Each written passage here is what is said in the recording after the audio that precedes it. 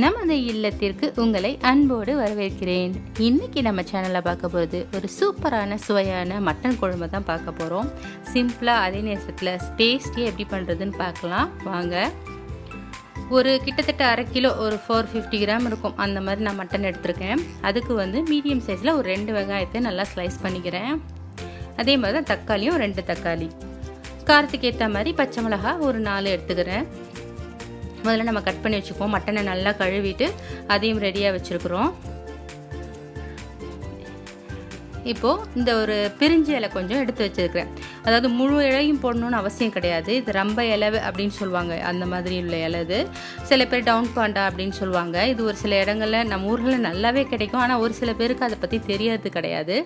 இது இந்த புலாவ் நெய் சோறுன்னு சொல்லக்கூடிய அந்த சாதத்துலேயும் சரி, இந்த மாதிரி கறி குழம்புல குருமாவில் அதெல்லாம் போட்டோன்னா நல்ல ஒரு ஃப்ளேவர் கொடுக்கும். இப்போ எல்லாம் நம்ம ரெடியாக எடுத்து வச்சாச்சு. இதுமாதிரி தாளிக்க ஆரம்பிச்சிடலாம். ஒரு அகலமான குக்கரை எடுத்து வச்சுக்கிட்டு ஒரு 75 ml மாதிரி நல்லெண்ணெயோ இல்லை எந்த எண்ணெய் நீங்கள் யூஸ் பண்ணுவீங்களோ அதை ஊற்றிக்கோங்க. அதில் ஒரு டேபிள் ஸ்பூன் சும்மா ஒரு என்ஹான்ஸ் பண்ணுறதுக்கு டேஸ்ட்டை ஒரு நெய் கொஞ்சம் ஊற்றிக்கலாம். அது ஆப்ஷனல் தான், நம்ம இஷ்டம்தான். அதை கொஞ்சம் நான் சேர்த்துக்கிறேன். ஸ்பெஷலாக செய்கிறதா இருந்தால் மட்டும்தான் நான் கொஞ்சம் நெய் சேர்த்துக்குவேன். எப்போதும் நான் சேர்த்துக்க மாட்டேன் குழம்புல. இப்போ இதில் சூடு வந்ததும் ஒரு துண்டு பட்டை, ஒரு ஏலக்காய், நான் ஒரு அன்னாசி பூவில் ஒரு இதழ் அதுதான் நான் போடுறேன். அது கொஞ்சம் பொரிய ஆரம்பிக்கும் போது நம்ம ஸ்லைஸ் பண்ணி வச்சுருக்கிற வெங்காயத்தை சேர்த்து நம்ம நல்லா வதக்க போகிறோம். நல்லா வதக்குறதுனா அது எப்படி சொல்கிறது, பிரிஞ்சு டிரான்ஸ்லூசன் ஆகுவாங்கன்னு சொல்லுவாங்கள்ல, அந்த மாதிரி நல்லா ஆகின வரைக்கும் நம்ம வதக்க போகிறோம். வதக்கிட்டே இருக்கும்போதே கொஞ்சம் அந்த பச்சை மிளகாய், அந்த டவுன் பண்டன் இலை, இந்த ரம்ப இலைன்னு சொல்லக்கூடிய அந்த இலை, இதெல்லாம் அதில் நான் சேர்த்துடலாம். ஏன்னா அந்த எண்ணெயில் அது வதங்கும் போதே போடும்போது தான் அதோடய ஃப்ளேவர் ரொம்ப நல்லாயிருக்கும். இப்போ பாருங்கள், இப்போவே அந்த வெங்காயம் நல்லா டிரான்ஸ்லூசன் ஆக ஆரம்பிக்குது. இந்த சமயத்தில் தான் நம்ம இந்த பச்சை மிளகா, இந்த ரம்ப இலைலாம் நம்ம சேர்த்துடுறோம். வதக்கும் போதே அது ஒரு நல்ல ஸ்மெல் கொடுக்கும். சில பேருக்கு வதங்கும் போது ஒரு மாதிரி ஸ்மெல் வர்ற மாதிரி இருக்கும்.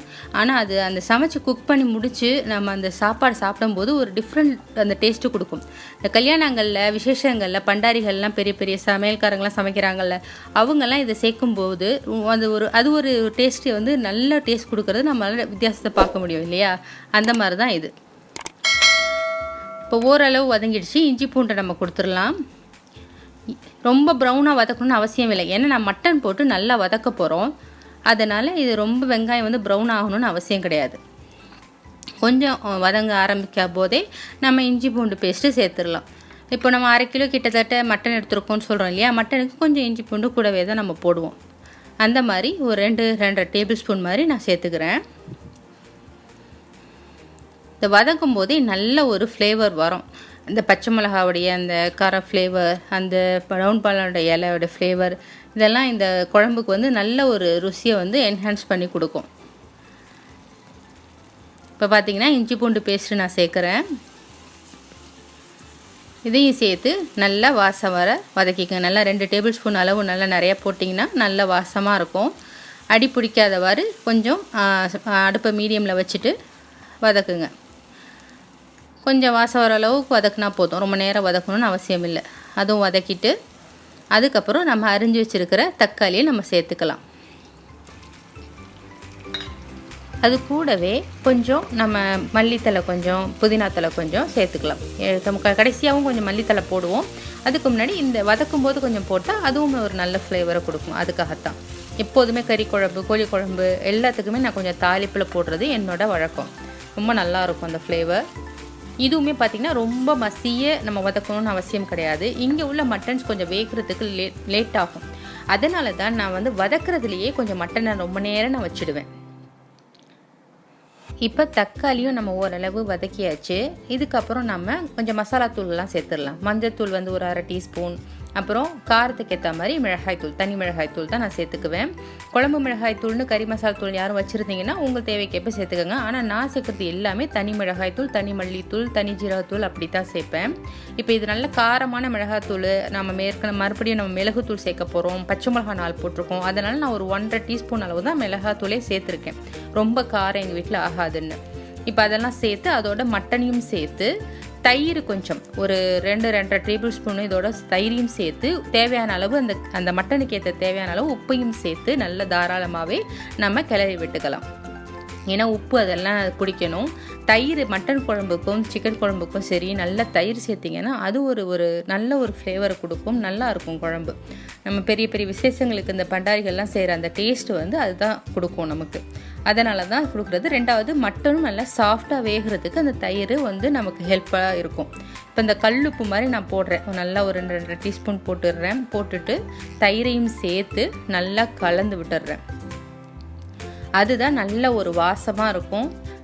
வந்து கறி குழம்பு நான் இங்கே ஏற்கனவே சொன்னேன் இல்லையா, கறி வந்து வேகிறதுக்கு கொஞ்சம் டைம் எடுக்கும்னு. அதுக்காக இதெல்லாம் சேர்த்து நான் நல்லா வதங்க விட்டுடுவேன். அதனால தான் நான் தக்காளியெல்லாம் ரொம்ப நேரம் வதங்குறதில்ல. ஏன்னா இதில் வதங்குறதுலையே அந்த தக்காளியெல்லாம் நல்லா மேஷ் ஆகிடும். இப்போ நல்லா கிளறி விட்டாச்சு. கிளறி விட்டுட்டு அடுப்பை நல்லா சிம்மில் வச்சுருங்க, கொதிக்கிற மாதிரி உள்ள அளவில். ரொம்பவும் இருந்தாக்கா அடி பிடிச்சிரும். அதனால தான் சிம்மில் வச்சுட்டு நம்ம சும்மா லேசாக அந்த குக்கர் மூடியே லேசாக போட்டு கொஞ்சம் நேரம் அப்படியே மூடி வச்சிடணும். மூடி வச்சுட்டா அது பாட்டுக்கு நல்லா வதங்கி இருக்கும்.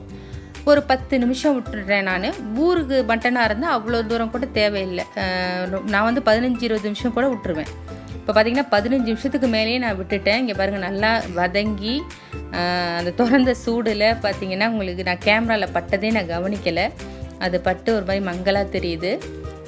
இப்போ பாருங்கள் நல்லா வதங்கிடுச்சு. 15 நிமிஷத்துக்கு மேலே நல்லா வதங்கியிருக்கு. இப்போ வந்து சில மசாலா பொருட்கள் சேர்க்குறேன். என்னென்ன சேர்த்துருக்கேன் அப்படின்னாக்கா, ஜீரகத்தூள் வந்து ஒரு 1.5 டீஸ்பூன், அதே மாதிரி சோம்புத்தூள் ஒரு 1/2 டீஸ்பூன், மிளகுத்தூள் ஒரு டீஸ்பூன் இல்லை 1.5 டீஸ்பூன். அது நமக்கு தேவைக்கு. சில பேருக்கு மிளகு காரம் பிடிக்கும்னா ஓகே, சில பேருக்கு பிடிக்காதுன்னா அதுக்கேற்ற மாதிரி கம்மி பண்ணிக்கோங்க.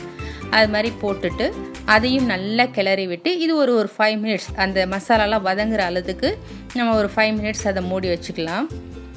மொத்தமாக பார்த்திங்கன்னா நான் 1/2 மணி நேரம் எடுத்துக்குவேன்.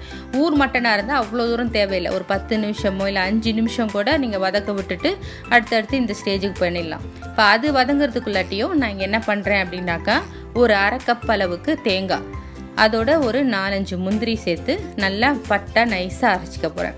இப்போ பாருங்கள், இதுவே எனக்கு வந்து கொஞ்சம் ஃப்ளேம் கூடி இருந்தது கூட நான் பார்க்கல, அடி லேசாக பிடிக்க ஆரம்பிச்சிச்சு. நான் அதுக்கப்புறம் கொஞ்சம் தயிர் சேர்த்து கொஞ்சம் கிளறி விட்டுக்கிட்டேன். அதுக்கப்புறம் மல்லித்தூள் இப்போ சேர்க்குறேன் பாருங்கள். இப்போ 4 டீஸ்பூன், அதாவது 2 டேபிள் ஸ்பூன் அளவு சேர்த்துக்கங்க மல்லித்தூள். தனி மல்லித்தூள் சேர்த்து நல்லா கிளறி விட்டுக்கிட்டு கொஞ்சம் தண்ணியை தெளித்து ஒரு கொஞ்சம் நேரம் ஒரு நிமிஷம் ஒரு 2 நிமிஷம் அளவு அப்படியே வச்சிங்கன்னா அதுவும் ஒரு ஃப்ளேவர். ஏன்னா மசாலா நம்ம வதங்க அது ஒரு நல்ல ஒரு டேஸ்ட் கொடுக்கும். அதனால தான் எண்ணெயிலே நான் வதக்குறது. இந்த மாதிரி இருக்கும்போது நம்ம அந்த மட்டன்லேயோ சிக்கன்லேயோ நல்லா ஏறி போயிருக்கோம். இப்போ உள்ள சிக்கனில் சக்கையாக இருக்குது, அதெல்லாம் ஏறுறதே கிடையாது. அதே மாதிரி தான் மட்டன்லேயும். அது மாதிரி இப்படி இந்த மாதிரி நம்ம பெரிய பெரிய துண்டாக போட்டிருக்கிறதுனால இப்படி செய்யும் பொழுது நல்லா அதிலெல்லாம் ஏறி அந்த மசாலா ஃப்ளேவர்லாம் ஏறி நல்லா இருக்கும் குழம்பு. மட்டனும் சிக்கனும் சாப்பிட்றதுக்கும் ரொம்ப டேஸ்ட்டாக இருக்கும். இந்த மாதிரி நீங்கள் ஒரு தடவை செஞ்சு பாருங்கள், நிச்சயமாக உங்களுக்கு பிடிக்கும். இப்போது வதங்கிடுச்சு இல்லையா, எண்ணெய் மிதந்துக்கிட்டு வருது. இப்போ நம்ம அரைச்சி வச்சுருக்கிற தேங்காவை நம்ம சேர்க்கலாம். நான் ஒரு 1/2 கப்புன்னு சொன்னேன். 1/2 கப்புனா ஒரு 1/2 மூடி, கிட்டத்தட்ட 1/2 மூடி முழுசாக கூட வராது தேங்காயில். நான் உங்களுக்கு வந்து தேங்காய் பாலும் நான் கொஞ்சம் சேர்க்க போகிறேன். நீங்கள் வந்து தேங்காவே போதும் அப்படின்னிங்கன்னா 1/2 மூடி தாராளமாக வச்சு நல்லா நைஸாக அரைச்சி நீங்கள் சேர்த்துக்கலாம். நான் வந்து 1/2 மூடி தேங்காய் இருக்காது, ஒரு துருவல்னு பார்த்தீங்கன்னா 1/2 கப்பு இருக்கும், அவ்வளோதான். அது வந்து சேர்த்துக்கலாம். இப்போ நம்ம தேவையான அளவு, ஏன்னா மட்டன் இங்கே நான் நிறைய வேக வைப்பேன். அதாவது விசில்னால் உங்களுக்கு ஒரு 8-9 விசில் சில பேர் விடுவாங்க. நான் வந்து ஒரு விசில் வந்ததும் அது சிம்மில் வச்சு 10 நிமிஷத்தில் ஆஃப் பண்ணிவிடுவேன். இப்போ நான் இதில் வந்து உருளைக்கிழங்கும் சேர்ப்பேன். என் பிள்ளைங்களுக்கு எங்கள் வீட்டுக்காருக்கு மெயினாக ரொம்ப பிடிக்கும் இதில் உருளைக்கிழங்கு போட்டு செய்கிறது. உருளைக்கிழங்கு போடாதவங்க எவ்வளோ நேரம் முழுசாக வேக வைக்கணுமோ வேக வச்சுக்கோங்க. உருளைக்கிழங்கு போடணுங்கிறவங்க ஒரு விசில் வந்ததும் 10 நிமிஷம் சிம்மில் வச்சு இறக்கிட்டு அப்புறம் விசில் நின்றதும் எடுத்து மூடியை திறந்து உருளைக்கிழங்கு சேர்த்து ஒரு விசில் விட்டு இறக்கிடணும். இதுதான் இதனுடைய கணக்கு. இப்போ பார்த்தீங்கன்னா தேவையான அளவு அந்த வேகிற அளவுக்கு நல்லா தண்ணி ஊற்றியாச்சு. தாராளமாக தண்ணி ஊற்றிட்டு மல்லித்தலையை கொஞ்சம் தூவி உப்பு சரி பார்த்துட்டு நம்ம இப்போ குக்கர் மூடியை போட்டு நம்ம ஒரு விசில் விட வைக்க வேண்டியது தான். அவ்வளோதாங்க, ரொம்ப சூப்பராக இருக்கும். நீங்கள் இதை வதங்குறதுக்குள்ளாட்டியுமே சைடில் எல்லா வேலையும் நம்ம பார்த்துடலாம். இந்த மட்டனை வதங்கல வேஸ்ட்டாக நமக்கு நேரம் போகுதுன்னு அவசியம் கிடையாது. இப்போ பார்த்தீங்கன்னா அதை நான் முடிகிறதுக்குள்ளாட்டியுமே நான் இங்கே சாதத்துக்கு நெய் சாதம் புலாவுன்னு சொல்லுவாங்கள்ல, அதை நான் செஞ்சு தம்மில் போட போகிறேன். இதுவும் எனக்கு விசில் வந்து முடிஞ்சிருச்சு.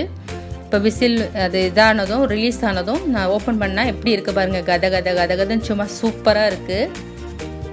இந்த மாதிரி இருக்கும்போது திறந்து நல்லா கிளறி விட்டு மறுபடியும் உப்பு இதெல்லாம் பார்த்துட்டு இந்த மாதிரி ஒரு பெரிய உருளைக்கிழங்க ஒரு 6 துண்டாக போட்டு நான் மறுபடியும் மூடி ஒரு விசில் வச்சு இறக்க போகிறேன். இப்போ இப்போ சாதமும் தம் போட போகிறேன். தம் போட்டு இந்த சூப்பராக ரெடி ஆகிடுச்சு. அதுவும் ரெடி ஆகி குழம்பும் ரெடி ஆகி கூட்டு எல்லாமே ரெடி ஆகிடுச்சு. செம்ம காம்பினேஷனாக இருக்கும். இந்த மாதிரி ஒரு தடவை மட்டன் குழம்பு செஞ்சு இந்த புலாவுலையோ இல்லை புரோட்டா சப்பாத்தி இதுக்கு செஞ்சு பார்த்துட்டு எப்படி இருக்குன்னு கமெண்ட்டில் அவசியம் சொல்லுங்கள். இந்த வீடியோ பிடிச்சிச்சா லைக் பண்ணுங்கள், மறக்காமல் ஷேர் பண்ணுங்கள். தேங்க்ஸ் ஃபார் வாட்சிங்.